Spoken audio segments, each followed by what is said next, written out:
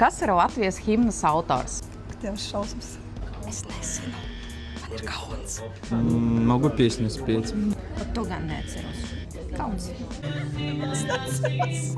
Kura Baltijas valsti ir visgarākā krasta līnija? Es nezinu. Latvija. Могу песню спеть. Или тикток-танец. Nu, lai ir Latvija, Igaunija.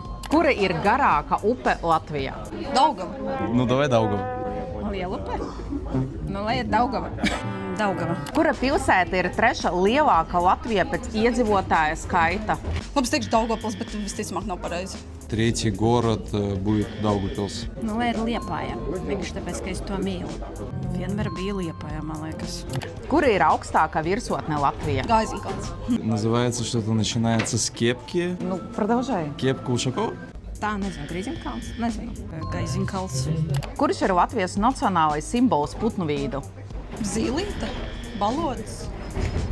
Блин, конечно, ты меня так на интервью выбила. Классно. Zvirbulis. Kāja. Cirule. Kā sauc pirmo Latvijas prezidentu? Jānis Čaksta.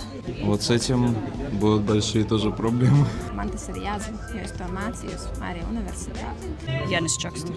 Pareizi. Ну, ничего страшного, зато ты сегодня пришел на день открытых дверей в ЭКО и узнал что-то новое. Да, я теперь узнал что-то новое. Буду саморазвиваться.